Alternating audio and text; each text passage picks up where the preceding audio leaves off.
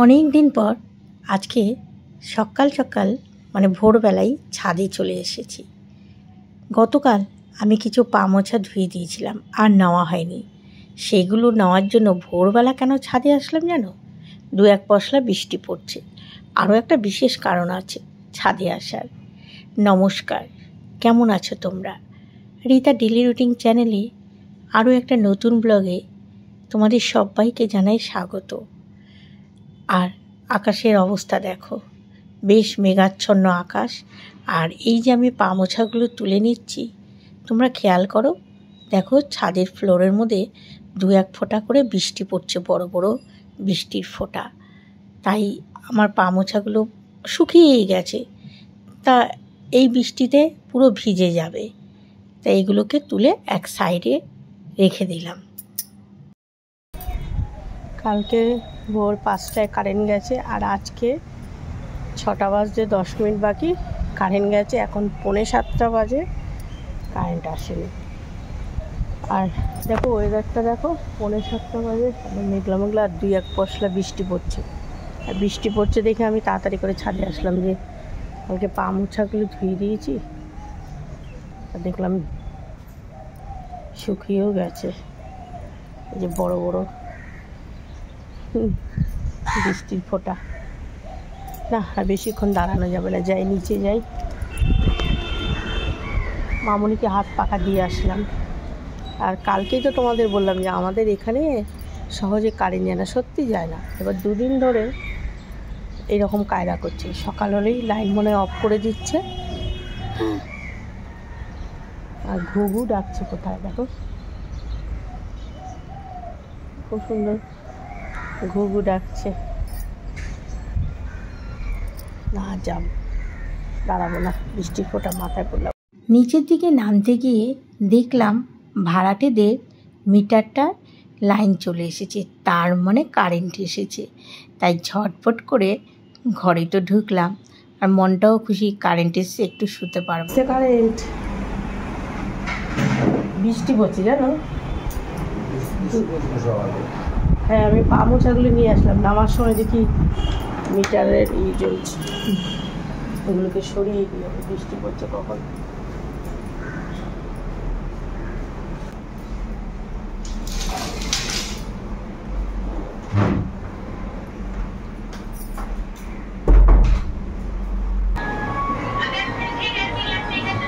আজকে বিয়ের ডেট আছে, বাজনা বাজে। দেখি বারান্দার দিকে গিয়ে দেখি, কিছু তো দেখতে পেলাম না। কিন্তু দেখো রাস্তাটা কিন্তু ভিজে গেছে ঝিরিঝিরি বৃষ্টিতে। কারেন্ট আসার পর একটু শুয়েছি, আর কে ঘুমাবে। কালকে একটু কারেন্ট আসার পর শুয়েছিলাম, ঘুমিয়েছিলাম। আজকে যেই শুয়েছি এর ফোন আসলো, তারপরে এ বক বক শুরু করেছে। তাই আমি বললাম যে আর বেলা করে লাভ নেই, আজকে যেহেতু বৃহস্পতিবার, ঠাকুর ঘরেও কাজ আছে। আমি বললাম চা করি, চাটা খেয়ে নাও, তারপরে আমি স্নান করে ঠাকুর ঘরে চলে যাই, কেন ওই ঠাকুর ঘরে তো অনেকটা সময় লাগবে। আর কিসের বাজনা বাজে দেখতে পাচ্ছি না কিছু। সপ্তাহের অন্যান্য দিনের তুলনায় বৃহস্পতিবার যেন মানে আগের দিন থেকে একটা শুরু হয়ে যায় যে কালকে বৃহস্পতিবার, অনেকটা সময় লাগবে। সত্যিই তাই। আর যতক্ষণে না ঠাকুর ঘরে যেতে পারছি, আর ঠাকুর মাজা ঘষা, বুঝতেই তো পারছো। আর সেই যে পিতম্বরীটা আমার শেষ হয়েছে, সেটা এখনও মানে এনে উঠতে পারিনি। তা আজকেও ভাবছি ঠাকুরকে একটু মাটি আর একটু ইসে দিয়ে, লেবু দিয়ে ভালো করে ডলে নেব। আর এইদিকে চা বসিয়ে দিয়েছি। আর এই যে বড় বড় লেবুগুলো দেখছো না, লেবুগুলো এত ভালো সেন্ট। এগুলো মামনির মা ওর পিসি বাড়ি থেকে এনেছে, তা মামনির কাছে এগুলো দিয়ে দিয়েছে। আর এই বেদানা দেখো ফ্রিজে, ভাবলাম যে প্লাস্টিকে করে রেখে দিই। আর যে বেদানাগুলো দাগি হয়ে গেছে সেটাকে বের করে নিলাম। আরও একটা দাগি হয়ে গেছে, কারণ এগুলো বেশি দিন থাকবে না। আর যেটা বলছিলাম, লেবুগুলো সত্যিই খুব ভালো সেন্ট। এবার এখানে চা খেতে খেতে আমাদের ও বলছে, এত সকাল সকাল আমাকে চা খাইয়ে দিলে পরে তো আবার আমাকে চা দিতে হবে। আমি বলছি হ্যাঁ, ভালো করে দেবো, আমি এখন স্নান করেই ঠাকুর ঘরে যাব। প্রত্যেক দিন ঘুম থেকে উঠলেই না জানো, আমার মনে হয় আমি কতক্ষণে পুজোটা সেরে নেব, মানে এটা আমার একটা চিন্তা থাকে। আর আমরা যেইটুকু ভালো আছি, যেইটুকু ডাল ভাত খেয়ে আছি, সবই তো ভগবানের আশীর্বাদের ফলে, তাই না? ওনার মানে ইচ্ছে ছাড়া গাছের একটা পাতাও পড়ে না। তাই মানে তাকে ভালোভাবে পুজো দিতে পারলে যেন মনটা শান্তি হয়। তা হ্যাঁ, যেটার আওয়াজ পাচ্ছিলাম, বাজনার আওয়াজ, এতক্ষণে ক্লিয়ার হলো। আমি আবার আওয়াজ পেয়ে দৌড়িয়ে আসলাম। কোলে একটা করে গোপাল, মানে আজকে কোনো গোপাল পুজো, গোপাল দেখলাম, ছোট্ট ছোট্ট গোপাল। বাইরে এক পশলা বৃষ্টি হয়েছে, তাই রাস্তা দিয়ে খুব একটা ধুলো উড়বে না। আমি কি করলাম, আমার ওই দিকে জানালাটা খুলে দিলাম। কেন, জানালাটা ওই দিক দিয়ে খুললে কিন্তু ভালোই ধুলো এসে আমার পর্দাটাকে একদম নষ্ট করে দেয়। এই জন্য আজকে একটু জানালাটা খুলে দিলাম। কিছুক্ষণ বাদেই আমি বন্ধ করে দিয়েছি, কারণ পাশের বাড়ির জানালা আর আমাদের জানালা পরপর দুটো একদম সেম সেম, তা ভালো লাগে না জানালা খোলা রাখলে। আর এদিকে স্নান করতে যাব বলে চাল আর ডালটা ভিজিয়ে রেখে গেলাম। চাল ডাল দেখে কিন্তু কেউ আবার খিচুড়ি ভেবো না, ডালটা ভেজানো থাকলে তাড়াতাড়ি করে সেদ্ধ হয়ে যাবে। আর চালটা তো আমি মানে রান্না করার আগে একটু ভিজিয়ে।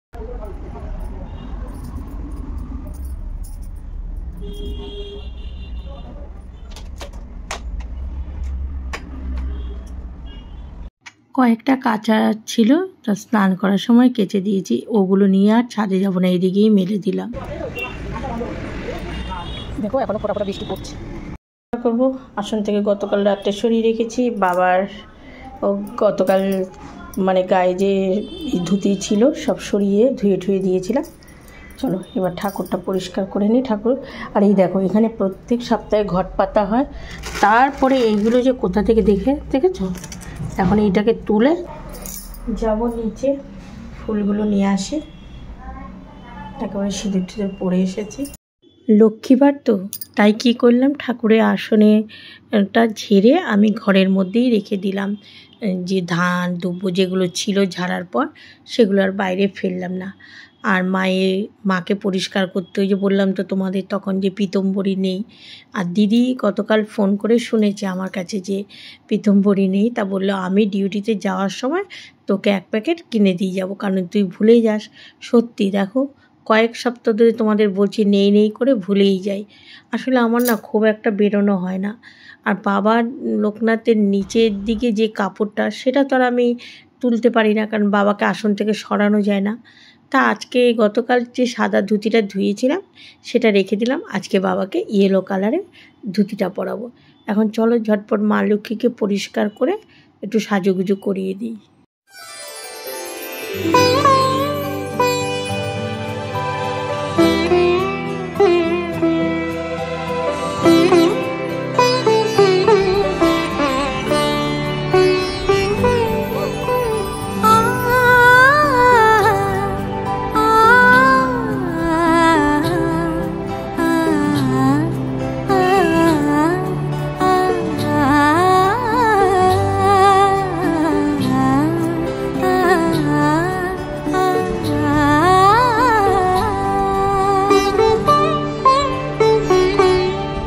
উৎসবের অঙ্গনে আজ সবার আমন্ত্রণ, উৎসবের অঙ্গনে আজ সবার আমন্ত্রণ, উৎসবের শোভালোকে আজ আলোকিত মন।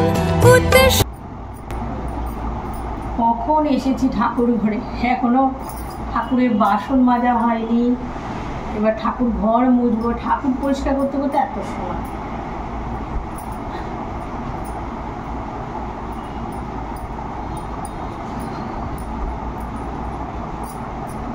এবার পুজোটা দিয়ে নিই।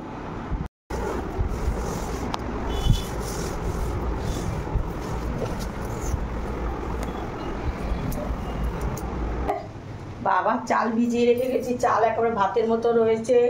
ডাল ভিজিয়েছি, দেখো ফুলে ফেপে রয়েছে। কেচি কখন ঠাকুর ঘরে, এখন 11টা 10 বেজে গেছে। এখন আমাদের ও বললো ছাতুই দাও, ও ছাতু পছন্দ করে না, ছেলেও বললো ছাতু দাও। আর দিদি কতদিন ধরে আমার ঠাকুর পরিষ্কার করার পীতম্বরী ছিল না। দিদি আবার এই যে 10টায় ডিউটিতে যাওয়ার সময় এক প্যাকেট পীতম্বরী ওদের ওখান থেকে এনে দিয়ে গেছে। আগের বারও ওই দিয়েছিল, অনেকদিন গেছে। তা কদিন ধরে বলেছি, সেদিন বাপের বাড়ি গিয়েও মনে করলাম, ভুলে গেছিলাম। আজকে তো অন্য কিছু দিয়ে ঠাকুরটা পয়সা গেলাম, তারপরেই দিদি দিয়ে গেছে, ঠাকুর করে রেখে দিয়েছি। চল এবার টিফিনটাতে দিয়ে দুধ গরম করে মামুনিকে দিয়ে তারপরে আমি রান্না বসাবো। আর চিনির প্যাকেটটা দেখো পিঁপড়া ধরে গেছে, ঠিক আছে, বড় কাজ তো হলো। এখন এই ছাতুটা আমাদের ওকে দেবো, ছেলে কি খায় এখনও বলেনি তো। আর হ্যাঁ, তোমাদের বললাম মামুনিকে দুধ গরম করে দেবো। দেখো এই পরিস্থিতিতে ওকে আমি খুব একটা ক্যামেরার সামনে আনি না, যেটুকু দরকার সেটুকুই, কারণ অনেকে আবার ওকে দেখতে চায় এই অবস্থায়। আবার অনেকে তো অনেক কিছুই বলে যে বাবা অনেক হাজার হাজার মানুষের ছেলে মেয়ে হয়েছে, সন্তান হয়েছে, এই রকম ন্যাকামো কেন করে। দেখো যার যার শরীর শেষে বোঝে যে কী পরিস্থিতি। আর আমরা ঘরে আছি, আমরা ওর সামনে আছি, আমরা সেই অনুভবটা করতে পারছি যে ওর শরীরের কি কন্ডিশন। দূর থেকে যারাই তোমরা কমেন্ট বক্সে বলছো যে হাজার হাজার মানুষের হয়, সত্যিই কি তোমরা হাজার হাজার ঘরে গিয়ে উঁকি মেরে দেখেছো? সোশ্যাল মিডিয়াতে ভিডিও করে তোমাদের সব কিছু যেটুকু আমার লাইফস্টাইল আমি তোমাদের শেয়ার করি, আর তার মধ্যে সত্যিটাই তুলে ধরি যে একটা মেয়ের কী রকম এই সময়টায় যায়। তবে অনেক মেয়ের এই রকম সময়ে যে শরীরে অস্বস্তিটা থাকে, সেটা না শ্বশুর বাড়ির পরিস্থিতির চাপে পড়ে দেখাতে পারে না। তার এই অস্বস্তি ভাবটা কে কী বলবে, কে কী মানে বলতে পারে অনেককে অনেক কিছু, সেটা সে দেখাতে পারে না। কিন্তু এইখানে আমরা আমার ছেলের বউকে পুরো মেয়ের মতো রাখি, তাই ওর যতটা অস্বস্তি ও সেটা শেয়ার করে। ও জানে যে এটা আমার শ্বশুরবাড়ির লোক ন্যাকামো ভাববে না। মেয়ে যেমন বাপের বাড়িতে শরীর ভালো মন্দ লাগলে শেয়ার করে, সেরকম ও একটু শরীর খারাপ লাগলেই সেটা শেয়ার করে। আর সেটা শুধু আমাকে না, ঠাকুমাকেও বলবে ঠাকুমা আমার এরকম হচ্ছে, মানে আমার শাশুড়িকে। আর হ্যাঁ, আমি রান্নাঘরে রান্না করছিলাম, আমার বাবু সোনা দুবার করে ঢুকে বলছে মা আমি ছাতু খাবো না, আজকে আর ছাতু খাবো না। তারপরে এখান থেকে কচুরি যাচ্ছিল, আমাদের ওরও খাওয়া হয়ে গেছে, মামুনিও দুধ বিস্কুট খেয়েছে, তা আমি একটু খেলাম আর বাবু খেলো। আর আমার খাওয়া তো জানোই, আমি একটা নিয়েছিলাম, খেয়েছি। এখন আবার মামুনির সঙ্গে একটু কথা বলতে আসলাম। তারপর আজকে আবার চিকেন হবে। ছেলে বললো আজকে আর মাছ টাছ করতে হবে না মা, চিকেন করো, আর পাতলা করে, আবার প্রেশার কুকারে চিকেন খাবে। তা বললাম ঠিক আছে। আর হ্যাঁ বন্ধুরা, এই সময় এই পরিস্থিতিতে আমি কারোর মনে কোনো আঘাত দিয়ে কথা বলতে চাই না, কেননা তোমাদের প্রত্যেকের আশীর্বাদ দরকার। সামনে আমাদের মেয়েটার এই অবস্থা, তোমরা সবাই আশীর্বাদ করো ওকে। আর আমার কথায় কেউ কোনো কষ্ট পেও না, জানি তোমরা ভালোর জন্যই বলো, কিন্তু বর্তমানে প্রেগনেন্সি আর আগের প্রেগনেন্সির মধ্যে অনেকটা তফাৎ। তার মধ্যে যে বললাম না, অনেক মেয়েরা আছে খুব চাপা, পরিস্থিতির চাপে কিছু শেয়ার করতে পারে না, আর আমাদের ও সব শেয়ার করে, সেটাই তোমাদের সামনে তুলে ধরি। কোনো ন্যাকামো না, কিছু না, যে যেরকম চোখে তোমরা দেখো সেটাই অনুভব করো।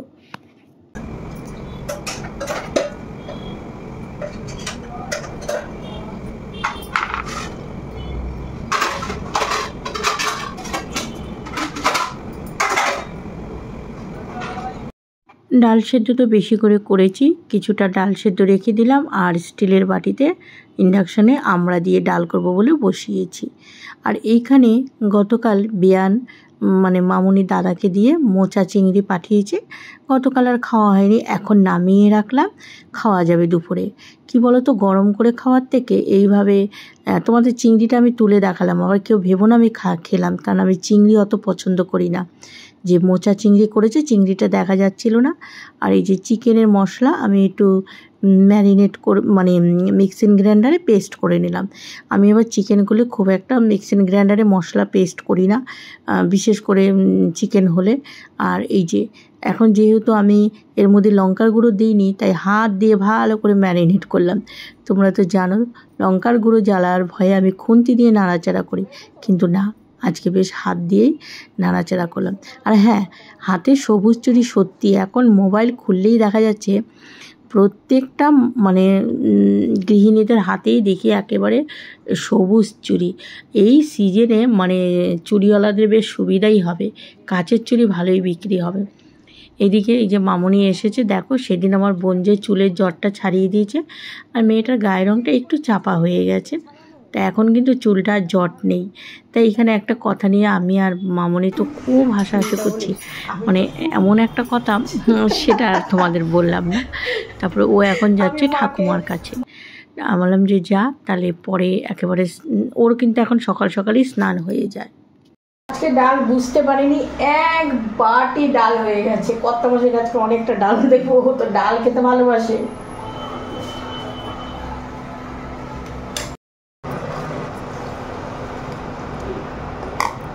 এখন ডালটা ফোড়ন দেবো, আর দেখলে তো কতটা ডাল হয়েছে। তবে ডাল বেশি হলে আমার ঘরে কোনো চিন্তা নেই, কেননা আমাদের তো প্রত্যেক দিন ডাল হয়। আর এদিকে শাশুড়ি মা আবার বলল যে কিছুটা ওল সেদ্ধ দিয়েছে। ওল সেদ্ধ কিন্তু বেশ ভালো লাগে, শুকনো লঙ্কা ভাজা দিয়ে মেখে ওল সেদ্ধ খেতে কিন্তু বেশ ভালোই লাগে। এখন ডালটা ফোড়ন দিয়ে তারপর আবার চিকেনটা।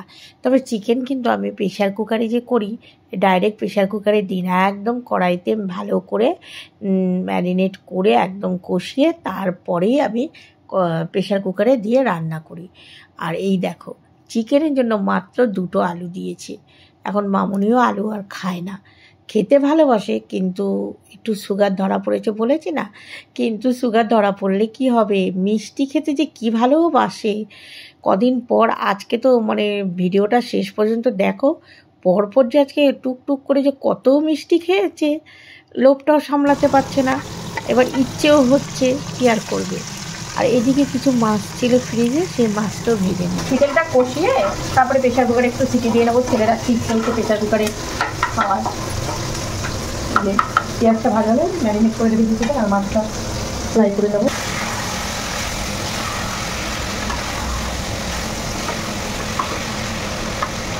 রান্না করতে করতে দেখলাম হলুদের কৌটো, লঙ্কার গুঁড়োর কৌটো বাড়ন্ত। তারপরে কি করলাম, একটু হলুদ ঢেলে নিলাম। তারপরে এই ভাজা করতে করতে আবার লঙ্কার গুঁড়োটাও ঢেলে নিলাম। এই প্যাকেটের মধ্যে ছিল, মামুনির স্বাদ উপলক্ষে মশলাগুলো আনা হয়েছে। তা কিছু কিছু মশলা প্যাকেট সমেতই রয়ে গেছে, সেগুলো মোটামুটি আরও কদিন চলবে। কারণ আমার যে কোনো অনুষ্ঠানে আমি মশলা, তারপরে হচ্ছে তেল, এগুলো একটু বেশি করেই আনি। কেন বলো তো, রাঁধুনিকে রান্না করতে দেবো, একটু যদি ভালোভাবে না দিই তাহলে রান্নাটাই বা করবে কী করে। আর যখনই যে মশলা আনি আমার সেই মশলা থেকে যায়। নাহলে স্বাদটা তো দেখেছো তোমরা, ঘরোয়াভাবে করেছি তাতেও আমার মশলা থেকে গেছে। আর দেখো চিকেনটা কালারটা ফাটাফাটি হয়েছে। প্রেশার কুকারে চিকেন দেখাতে গিয়ে চিকেনের ভাবটা মোবাইলের ক্যামেরায় লেগেছে, হয়ে গেছে চিকেন। ছেলে স্নান করতে ঢুকেছে, আর আমি এদিকে লেবু, শশা, তারপর হচ্ছে পেঁয়াজ আর মামুনির ফলগুলো কেটে নিলাম। ছেলে খেয়ে এই যে দোকানে গেল, মামুনিরও খাওয়া হয়ে গেছে, এরপর আমরা খেতে বসবো। এখন বাজে বিকেল 5:30। আমাদেরও গাড়ি নিয়ে বেরিয়ে গেছে। আর ছেলেকে একটু মুদিখানার দোকানে পাঠিয়েছি। আসলে কি, একটু তড়কা করব রাত্রেবেলা। তা ছেলে কি করলো, সামনে 2টো দোকানে খুঁজে এসলো, পায়নি। তারপর কিছুক্ষণ দাঁড়িয়ে বললাম, বাবু তুই ওই দিকে দোকানটায় গিয়ে দেখ, কেননা মাংস করেছি, মাংসের ঝোলটা বেশ পাতলা পাতলা, কিছুটা ঝোল রয়েছে। তার ছেলে আবার বলে, ও মা তড়কার মধ্যে এই চিকেনের ঝোলটা দিলে ভালো লাগে। তা ভাবলাম ঠিক আছে, তড়কা করি।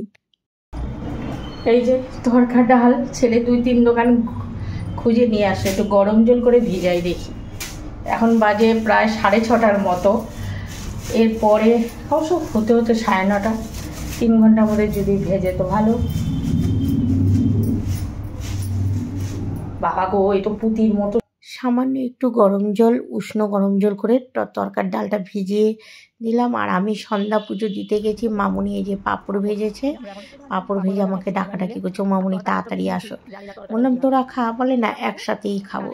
আর ও জানো তো, দিনের বেলা বিছানার থেকে যেরকম উঠতে পারে না, সন্ধ্যার পর থেকে কিন্তু ছটপট করে সমস্ত কাজকর্ম করে। ওর সকালবেলাটা ওর শরীরটা বেশি দুর্বল থাকে। এখন আমি এই যে আটা আর ময়দা একসাথে মিলিয়ে মেখে নিচ্ছি, আর প্রেশার কুকারে ডালটা বসিয়ে দিই। আর প্রেশার কুকারের সিটিটা না হাত দিয়ে না নামালে নামে না। দেখো আটা মাখতে মাখতে দৌড়িয়ে এসি। এদিকে দেখো না, এনার আবার ইচ্ছে হয়েছে ক্যাডবেরি খাওয়ার। বলে মামুনি তো ক্যাডবেরিটা দাও না।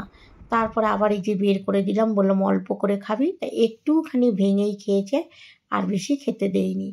তারপরে আবার আনা হয়েছে আইসক্রিম, আবার আইসক্রিম খাওয়া হলো। তারপরে আবার দেখো কত আজকে সন্ধ্যার পর মিষ্টি খাওয়া হয়েছে। ছেলে আবার গরম গরম রসগোল্লা নিয়ে এসেছে। বাবুরে কি তুলতুলে দেখতে, বৃষ্টি দেখতে দেখতে মামনি গরম রসগোল্লা খাচ্ছে। চুল ধারা বৃষ্টি নেমেছে বাইরে, কিছুক্ষণ আগে শুনছি এই জায়গায় হচ্ছে ওই জায়গায় হচ্ছে, আর আমাদের মামনি বলে গো মামনি আমাদের এখানে হচ্ছে না কেন। ব্যাস, তরকার ডালটা নিয়ে আমি একটু টেনশন করছিলাম যে ভিজবে কিনা, কিন্তু কি সুন্দর 1 ঘন্টার মধ্যে ডালটা নরম হয়ে গেছে। গরম জল দিয়ে ভিজিয়েছিলাম না, আর প্রেশার কুকারে সেদ্ধ করে এই দেখো চিকেনে যে ঝোলটা ছিল পাতলা ঝোলটা দিয়েছি ছেলের কথা মতো, আর এর মধ্যে আবার একটু চিকেনও ছিঁড়ে দিয়েছি, ডিমও দিয়েছি। বেশ সুন্দর এই তরকাটা টেস্টি হয়েছিল। আমারটা ডিম দিয়ে তুলে রেখেছিলাম, কারণ চিকেন দিয়ে আমি খাবো না বলে। আর এদিকে যে এই যে এখন একটু রুটি করব। আর তরকার ফাইনাল লুকটা দেখো। আজকের ব্লগটা এখানেই শেষ করছি, দেখা হবে আগামীকাল নতুন ব্লগে। শুভরাত্রি, টাটা।